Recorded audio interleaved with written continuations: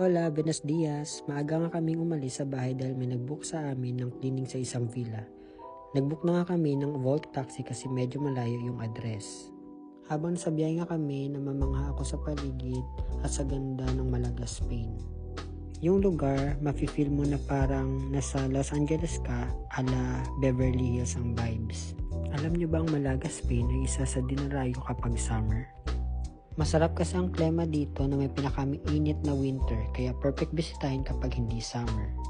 Dumating na kami dito sa villa na aming lilinisan. Yung villa ay may 3 palapag, malaking swimming pool sa ilalim, 3 kwarto sa gitna na may 2 double bed at 2 single bed. Sa taas naman ang malaking kitchen at malaking sala.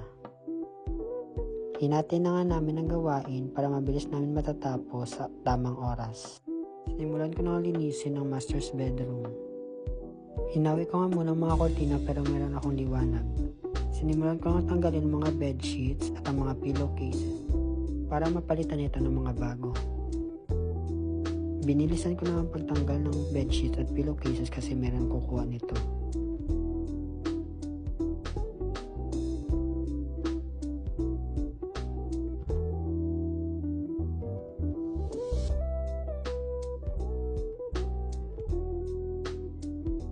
Hindi ko na nga na-video ang pag-ayos ko ng kama kasi wala na akong oras.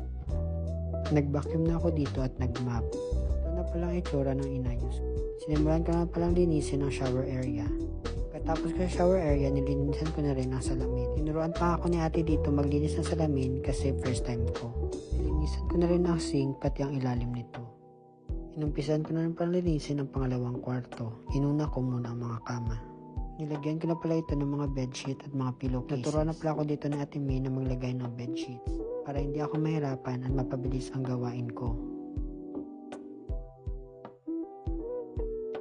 Inaabot pala ako dito ng 15 to 20 minutes sa pag-ayos ng isang kama lang. Dahil first time ko, okay lang at naiintindihan yun ni Ate May. Mahirap kasi ayusin ang mga double bed.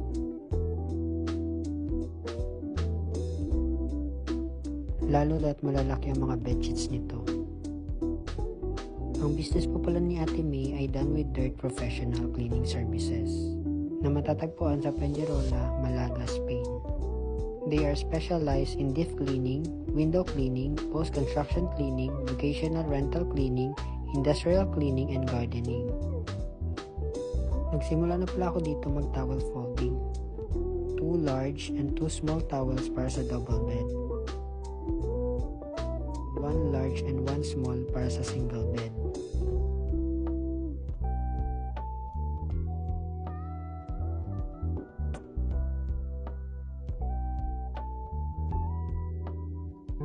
For more information, ilalagay ko sa comment boxes ang Facebook page ng Done with Dirt Cleaning Services at ang business number nito. Pagkatapos ko sa kwarto, naglinis ulit ako ng shower area, glass at sink at mga drawers nito.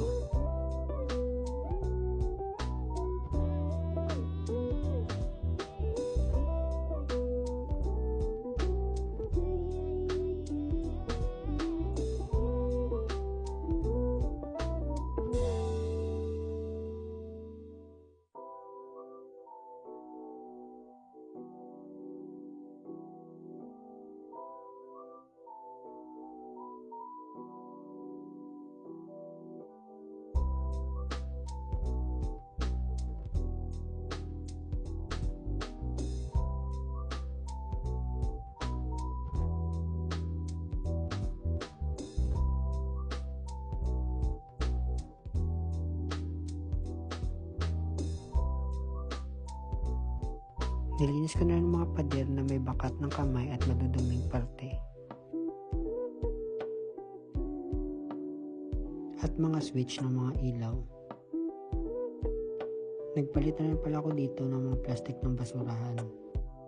At pinalitan ito ng mga bago. Naglinis na rin ako ng bathtub. Binabad ko na pala ito kanina sa chemical.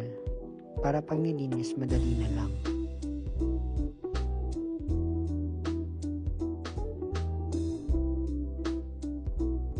Inayos ko palang linis nito kasi maraming langgam na namatay Dahil siguro sa chemical na nilagay namin.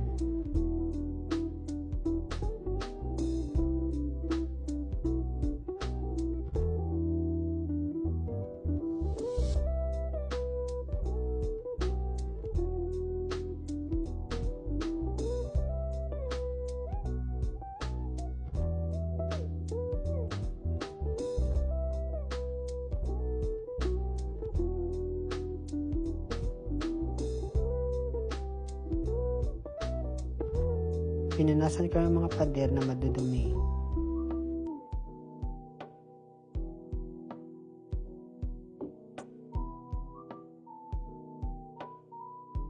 At binanlawan ko na rin ito ng tubig.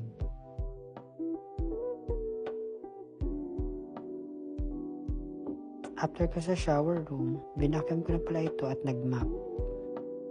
Ito pala ang magandang view sa labas, na may malaking swimming pool. Natapos namin linisan ang bahay ng 4 hours. 10 euro per hour ang bigayan sa paglilinis ng villa. Nag-book na nga si ate ng Bolt taxi pauwi ng bahay upang magpahinga kasi ang next schedule namin ay bukas pa ng paglilinis. Salamat po sa panonood. Adios, gracias amigos, amigas.